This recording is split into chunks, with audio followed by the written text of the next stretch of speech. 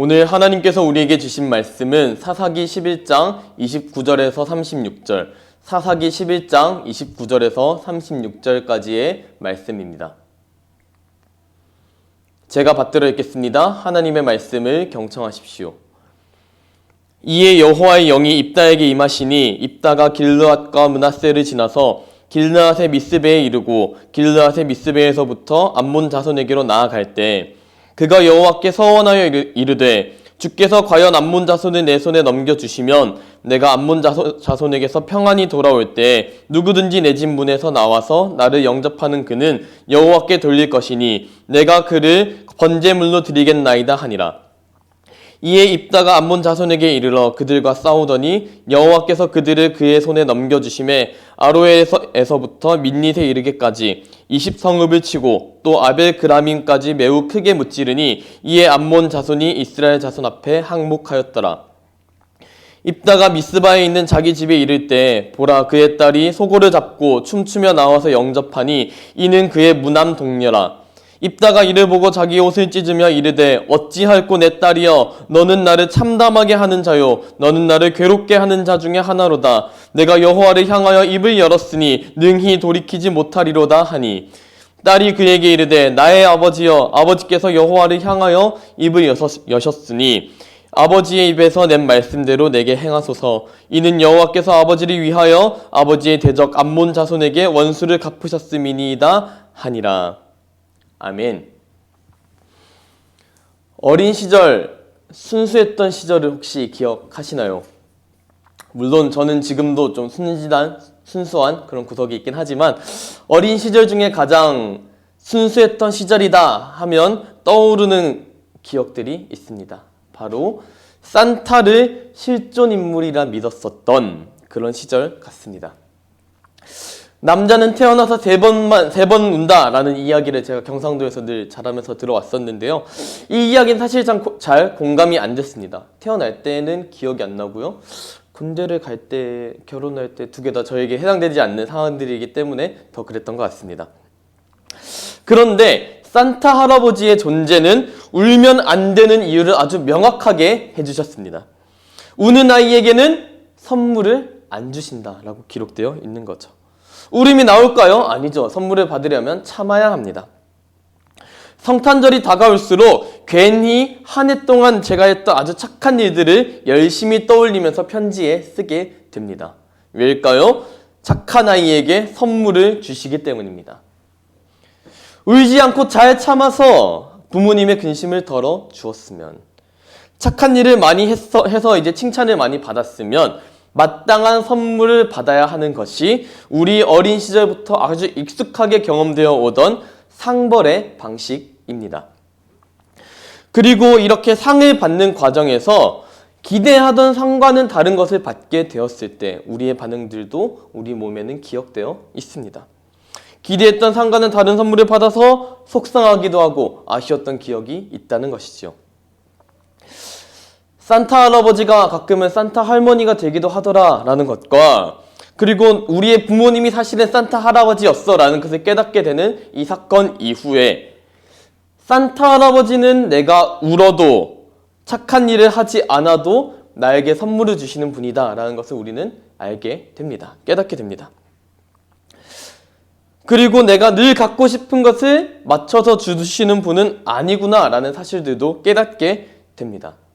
이때 우리 마음속에 깊숙하게 알게 되는 사건이 하나 있습니다. 무엇이냐? 산타 할아버지는 울지 않았다는 사실과 착한 일을 기록한 어떤 편지를 넣어서 선물을 뽑아내는 선물 자판기가 아니구나. 부모님이 표현할 수 있는 최대치의 사랑을 표현하는 통로였구나 라는 것을 우리는 우리 마음속으로 깊이 있게 느끼게 됩니다. 혹시 이 영상을 보는 어린 친구들이 있다면 산타 할아버지는 계십니다. 오해하지 않으셨으면 좋겠습니다. 네. 어린 시절에 이런 우리와 산타 할아버지의 이 관계가 오늘 본문 말씀 입다와 하나님의 관계에서도 아주 진하게 배어 있는 것을 오늘 본문 말씀을 통해 알 수 있습니다. 말씀을 읽으며 제가 함께 살펴보도록 하겠습니다. 29절에서 31절입니다. 이에 여호와의 영이 입다에게 임하시니 입다가 길르앗과 므낫세를 지나서 길르앗의 미스베에 이르고 길르앗의 미스베에서부터 암몬 자손에게로 나아갈 때 그가 여호와께 서원하여 이르되 주께서 과연 암몬 자손을 내 손에 넘겨주시면 내가 암몬 자손에게서 평안히 돌아올 때 누구든지 내 집 문에서 나와서 나를 영접하는 그는 여호와께 돌릴 것이니 내가 그를 번제물로 드리겠나이다 하니라. 아멘. 첫 문장부터 기록되어 있습니다. 뭐라고 기록되어 있죠? 이에 따라서, 이 따라서가 괄호 처리되어 있다고 보시면 되겠습니다. 이에 여호와의 영이 입다에게 임하신 까닭이 앞에 기록되어 있다라는 단서를 남기고 이 본문이 시작되고 있습니다. 오늘 함께 읽지는 않았지만 앞에 내용을 기록이 되어 있겠네 짐작할 수 있는 것이죠. 27절과 28절의 내용을 아주 간략하게 요약을 해보면 입다가 암몬 자손에게 편지를 보냅니다. 우리 사이에 있는 일들, 이거 잘못된 오해드리고 쳐들어온 것은 잘못됐습니다라는 편지들을 보냅니다. 그 말의 핵심에서는 뭐가 기록이 되어 있느냐? 심판하시는 여호와께서 암몬 자손과 이스라엘 자손들 사이의 일들을 판결해 주십시오 라고 기록되어 있습니다. 그리고 암몬 자손은 이스라엘의 말을 듣지 않았다 라고 기록되어 있습니다. 그 이후에 나오는 것이 오늘 본문 말씀 그렇기 때문에 판결하신 여호와께서 입다에게 영으로 임하셨다라는 내용이 기록되어 있다는 것이죠. 암몬과 이스라엘의 이 대적 구도만 따지고 봤을 때는 이 암몬 자손이 대단히 큰 잘못을 한 것처럼 느껴지게 됩니다. 하지만 그 앞에 있는 배경들, 10장의 내용들을 살펴보면 또 그렇지도 않다는 것을 발견할 수 있습니다. 사사기 10장 6절 이후를 살펴보게 되면 이스라엘 백성들의 죄악이 낱낱이 기록되어 있습니다. 어떻게 기록되어 있느냐? 이스라엘 백성들이 이방 신들을 섬깁니다. 예전에는 한 신 정도 섬겼다면 이제는 모든 신들, 이방에 있던 모든 신들을 다 섬기는 우를 범하고 있습니다. 이스라엘 백성들이 이방 신들을 섬기니까 하나님께서 이스라엘 백성을 암몬의 손에 넘기셨다라고 기록되어 있습니다. 따라서 이 암몬 족속은 하나님께서 이스라엘 백성들을 치는 도구였다는 것이라는 겁니다. 사사기의 이야기 전개 방식, 죄를 짓고 징벌이 있었고 회개를 하고 구원을 받게 되는 이 사사기의 공식에 따랐으면은 이방신을 섬겼어요. 그래서 징벌로 암몬 사람들이 와서 이 사람들을 칩니다. 그러면 자연스럽게 뭐가 나올까요? 회개에 대한 이야기가 나와야 합니다. 회개의 내용이 있었을까요? 없었을까요? 있었습니다. 이스라엘 백성들이 암몬 백성이란 이 환난 앞에서 하나님 앞에 바짝 엎드려서 회개합니다. 보시기에 좋은 대로 하시라며 하나님만 섬기겠다. 그리고 하나님만 섬기고 회개하게 됩니다. 죄, 징벌, 회개, 구원, 순이면 이제 회개가 끝났으니 구원을 주셔야 합니다. 그런데 10장 16절에 기록되어 있는 하나님의 반응, 회개에 대한 하나님의 반응은 조금 미심쩍은 껄쩍지근한 느낌이 듭니다. 뭐라고 되어 있냐면요. 이스라엘 백성들이 자기 가운데에서 이방 신들을 제하여 버리고 여호와를 섬김에 여호와께서 이스라엘의 곤고로 말미암아 마음에 근심하시니라 라고 기록되어 있습니다. 근심하시니라. 구원하셨다가 아니라 근심하셨다라고 기록되어 있습니다. 이때 이스라엘이 드렸었던 이 회개의 기도가 이상한 거 아닐까라는 느낌이 자연스럽게 드실 것 같습니다. 이 회개의 기도, 회개의 양식, 이방신들을 다 제해버렸다고 하는데 우리 마음속에는 조금 이상한데 정말 회개가 맞나? 라는 느낌이 드는 게 사실입니다. 이렇게 경건한 방법이 없어 보이지만 왜인지 찜찜한 기분이 드는 이 까닭을 한번 파헤쳐보게 되었습니다. 왜일까 생각을 해보니 이스라엘 백성들에게는 이 과정, 죄, 징벌, 회개, 구원 이 과정들이 대단히 습관적인 느낌이다라는 것을 받았기 때문입니다. 이 이전에 한두 번 신들 섬겼을 때 잘못하고 징벌받고 회개하고 구원받을 때는 그럴 수 있는데라는 느낌이 들었는데요. 이제 와서 보니까 너무 습관적인 느낌이 들더라는 겁니다. 여태까지 이스라엘 백성들이 했었던 잘못들, 이방신을 섬겼던 그 잘못들과 지금의 잘못이 결을 달리 했다던가 뭐 이방신을 섬긴 게 아니라 다른 이야기를 했다면 모르겠으나 일관되게 이방신을 섬기는 것에서부터 죄악이 시작됩니다. 그러다 환난을 맞이하게 되면 하나님께 울부짖어 구원을 받아야겠다, 회개를 한다, 이렇게 선택을 하는 느낌이라는 거죠. 이스라엘 백성들이 이 상황에서 드렸던 회개의 기도, 과연 순수한 이들 회개, 진짜 죄에서부터 돌아서는 회개라고 볼 수 있겠습니까? 그럴 수 없습니다. 회개, 돌이킴에 대한 기도보다는 고난과 전쟁을 이길 의도로 드리게 되는 아주 목적지향적인 기도였다는 것입니다. 그러면 이 백성들을 구원하러 서게 된 이 입다의 모습은 어땠는지 한번 살펴보도록 합시다. 입다가 이스라엘 백성들 앞에 서게 되는 과정들을 한번 살펴보게 되면 배경 본문에서부터 오늘 입다가 서원하는 모든 내용들까지 이야기를 주도적으로 끄는 단어가 두 가지 있습니다. 10장 18절, 11장 9절, 11장 30절입니다. 제가 한번 기록된 말씀 읽어보겠습니다. 이 말씀 들으실 때 입다가 어떤 생각으로 하나님께 서원을 했는지 한번 잘 생각해 보시면 좋을 것 같습니다. 10장 18절입니다. 길앗 백성과 방백들이 서로 이르되 누가 먼저 나가서 암몬 싸움과 싸움을 시작하랴 그가 길앗 모든 주민의 머리가 되리라 하니라. 11장 9절입니다. 입다가 길앗 장로들에게 이르되 너희가 나를 데리고 고향으로 돌아가서 암몬 자손과 싸우게 할 때에 만일 여호와께서 그들을 내게 넘겨주시면 내가 과연 너희의 머리가 되겠느냐 하니.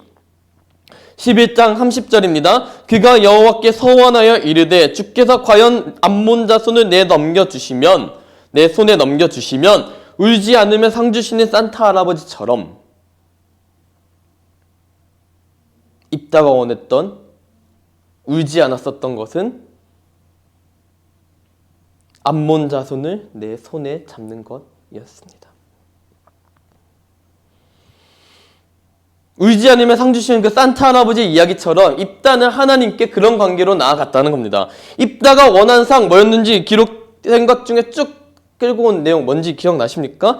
길앗 백성들의 머리가 되는 것을 입다는 원했습니다. 그래서 입다가 이 머리가 되기 위해서 필요한 것이 뭐였다고 기록되어 있습니까? 암몬 자손을 하나님 손에, 아니요, 내 손에 들고 가는 것이 핵심이었다는 겁니다. 암몬 자손을 내 손에, 입다의 손에 쥐는 것이 이에게 목적이었다는 겁니다. 따라서 입다에게 중요한 것은 암몬 자손을 내 손에 넘겨받아서 길앗의 머리가 되는 것이었다는 겁니다.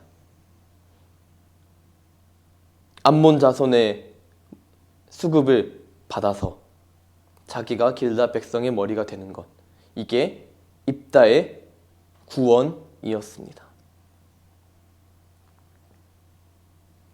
그 구원을 위해서 바친다고 얘기하는 서원인 거예요. 오늘의 말씀은 인신제사로 드리겠다는 이 서원의 말씀 과연 하찮은 건가요? 아닙니다. 이때 당시 드린다는 이 인신제사, 구원을 위해 드렸던 이 인신제사, 지금에서야 잔인하다 느낄 수 있지만 이때 당시에 다른 종교에서는 극상의 제사였습니다. 가장 귀한 사람을 드리는 거니까요. 노동력을 드리는 거니까요. 극상의 제사를 드리려고 했었던 거라는 겁니다. 입다가 이해했던 하나님, 이스라엘 백성이 이해했던 하나님, 이 둘의 관계가 크게 별반 다르지 않았다라는 겁니다. 그런데 그 중에 입다가 나왔던 것 하나가 있었습니다. 뭐였나요? 입다가 하나님께 처음으로 구했던 내용이 뭐였는지 기억하십니까? 제가 읽어드렸었습니다. 입다가 하나님께 구했었던 것, 하나님께서 암몬 자손과 이스라엘 자손 사이에 판결하시길 원한다 라고 기록되어 있습니다. 아주 놀라운 고백입니다. 암몬 자손이 이스라엘 백성을 치러 온 것은 하나님께서 치신다는 것인데 그 판결의 권한을, 그 판결의 주권을 하나님께 올려드리는 사건이었다는 겁니다. 엄청난 고백이었습니다. 그래서 이에 여호와의 영이 입다를 통해서 일하셨습니다. 그래서 담대하게 그 길앗을 뚫고 지나가서 암몬 자손을 만날 수 있는 담대함을 허락해 주셨습니다. 그런데 그렇게 하나님께 주권을 들여서 얻었었던 이 은혜를 입다는 스스로의 주권을 잡기 위해서 사용했습니다. 이 암몬 자손의 손을 내게 넘겨주시면 내가 가장 귀한 것을 드리겠습니다. 하나님을 거래의 대상으로 바라보고 하나님께 거래를 제안하고 있다는 것이죠. 하나님께서 주시는 은혜를 거래의 대상으로 보고 접근했던 입다의 그 결과 어땠습니까? 그 거래의 결과 어땠습니까? 사랑하는 무남 동료 딸이 이제는 입다를 참담하게 하고 괴롭게 하는 자녀가 되었습니다.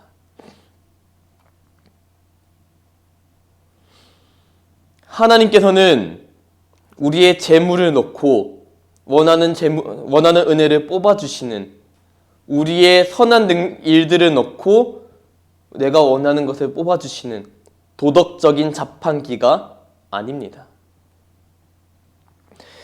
산타 할아버지 보시기에 선한 일을 하면 울지 않으면 선물을 주시는 그런 성격의 존재가 아니라는 것입니다.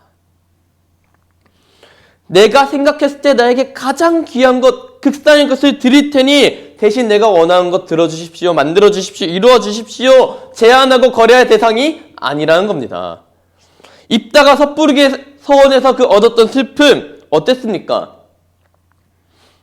되게 슬프고 참담한 내용들이었지만 하나님께서 이스라엘 백성들의 회개에 맞이했었던 그 회개에 대해서 반응하셨던 내용과 아주 흡사한 느낌을 받을 수 있습니다. 이 백성이 내게 패역해서 내가 내렸던 이 심판의 내용들 가지고 이 백성들이 내게 울부짖는 이 마음들이 순두백포르의 마음이 아니구나, 죄에서부터 돌이키는 마음이 아니구나, 그냥 구원을 바라는, 이 환난이 끝나게 바라는 마음에서 드리는 이들의 고백이 참담하니까 낙심이 됩니다. 근심이 됩니다. 이 백성들을 어떻게 하여야 죄에서부터 돌이키게 할까? 그 참담하고 괴로웠던 그 하나님의 심정이 입다의 모습을 통해서 나타난다는 것입니다.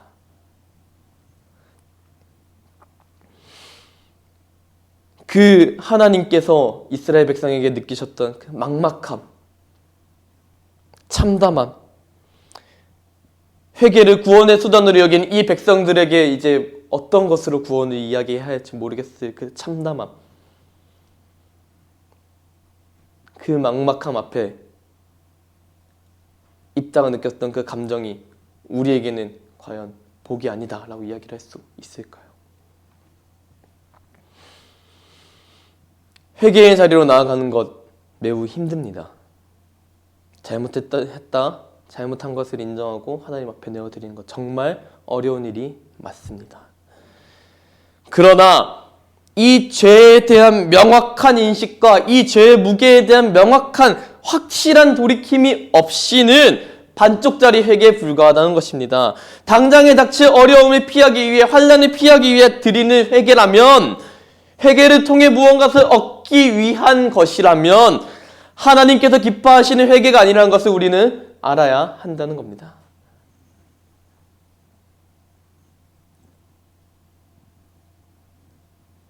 은혜는 회개의 어떠함 때문에 주어지는 것이 아닙니다. 은혜가 값 없이 우리에게 주셨다고 하셔서 값어치가 없는 것들은 아니었듯이 회개할 수 있다고 해서 아무 죄나 지어도 되는 것은 아니란 겁니다. 우리가 그 아무 죄나 짓지 않을 수 있는 까닭은 죄의 무게를 절절하게 느낄 때, 이 죄가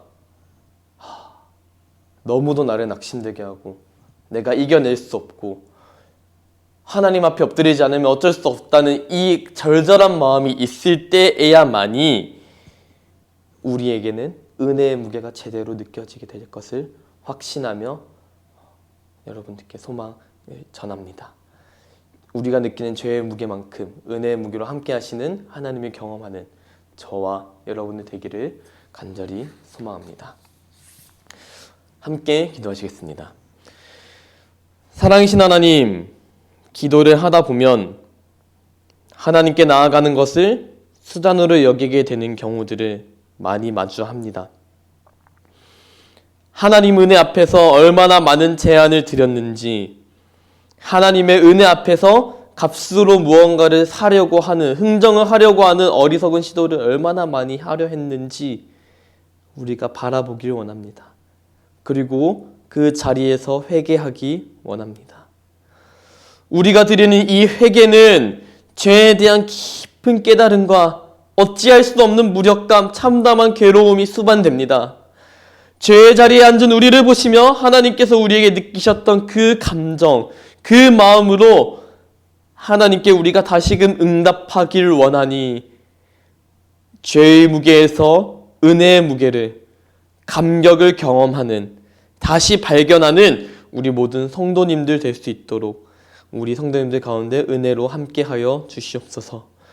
기쁨으로 중심에 내어드릴 수 있는 우리 모든 성도 여러분들 되기를 간절히 소망하며 이 모든 말씀 예수님의 이름으로 기도드립니다. 아멘.